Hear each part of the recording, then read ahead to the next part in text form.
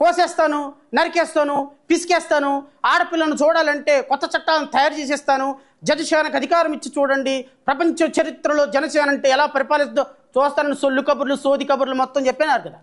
వారాహి యాత్రలో ఒక వ్యాన్ ఎక్కేసింది. ఏమైపోయింది? ఆ వ్యాను మూలపడిపోయిందా వ్యాను?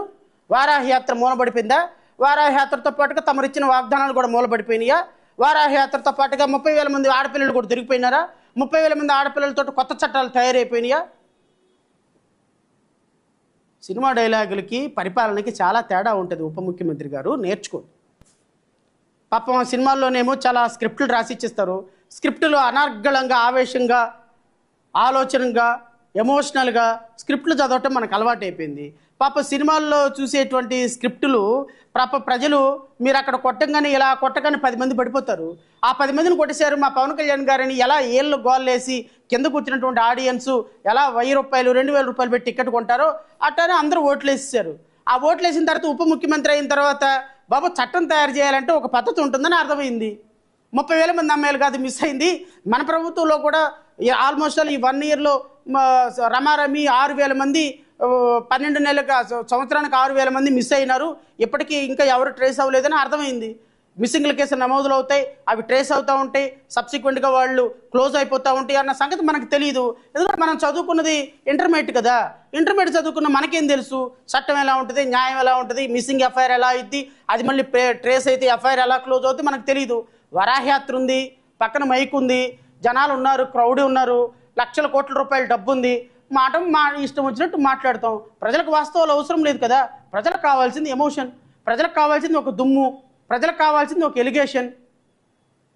ఈరోజు చట్టం గురించి, న్యాయం గురించి, ధర్మం గురించి 4 పదాలు నడిచేటువంటి వ్యవస్థ గురించి నువ్వు మాట్లాడితే మేము వినేటువంటి కర్మ, దౌర్భాగ్యం, దురదృష్టం ఈ రాష్ట్ర ప్రజలతో పాటు మాకు కూడా పట్టి.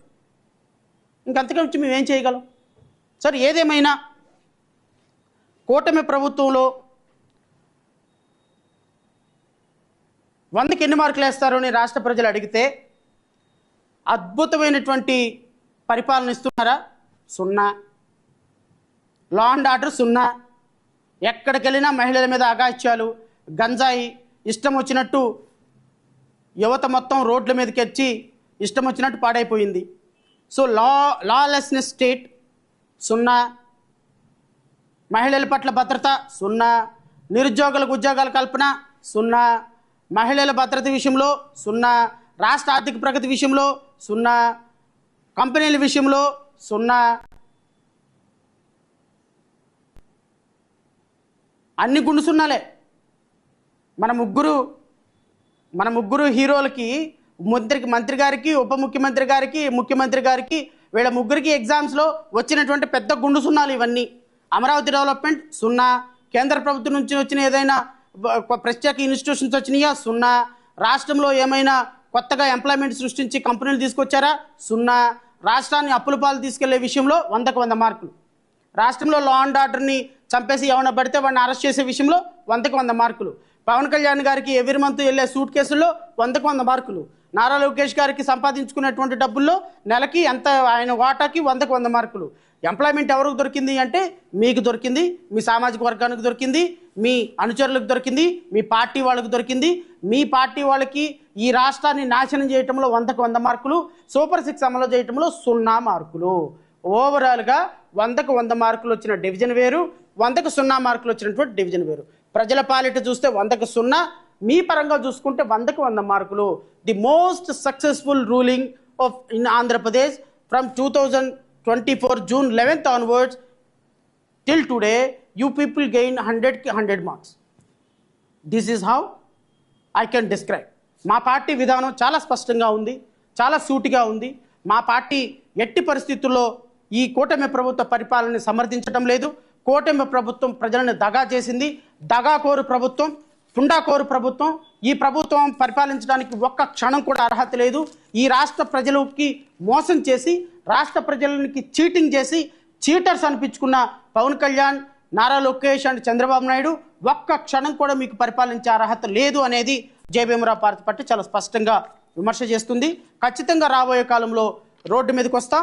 మేము ప్రతిపక్షాలన్నింటిని కూడా కలుపుకొని, నేను మళ్ళీ చెప్తున్నా, ప్రతి సందర్భంలో కూడా గత ప్రభుత్వాన్ని ఎందుకు కలుపుకోవాల్సిన పరిస్థితి ఉంది అంటే, ప్రధాన ప్రతిపక్షంగా ఒక 40% ఓటు బ్యాంక్ ఉన్నటువంటి జగన్మోహన్ రెడ్డి అనేటువంటి వ్యక్తి గత ప్రభుత్వంలో 40% ఓటు బ్యాంకు తెచ్చుకొని పేద ప్రజల పట్ల కొద్ది కన్సర్న్ ఉంది, ప్రజలు ఆ పార్టీని విశ్వసిస్తున్నారనేటువంటి ఒక ఆలోచన ఉంది. సో ఈ 40% ఓటింగ్తో మాత్రమే రాష్ట్ర ప్రజలని, ఈ ప్రభుత్వాన్ని దించగలమనే ఒక స్పష్టమైనటువంటి ఆలోచన ఉన్నది. కాబట్టే ఖచ్చితంగా ప్రతిపక్షాలన్నింటినీ కూడా కలుపుకోవాల్సిన బాధ్యత ఉన్నది. నేను మళ్ళీ చెప్తున్నా, గుర్తుపెట్టుకోండి, నారా లోకేష్ రెడ్ బుక్ సృష్టికర్త. 2029 వరకు మీకున్నటువంటి కోరికలన్నీ తీర్చేసుకోండి. 2029 వరకు మీకున్న కోరికలన్నీ తీర్చేసుకోండి. ఎక్కడికైనా పార్టీ నుంచి హెచ్చరిస్తున్నాను మిమ్మల్ని.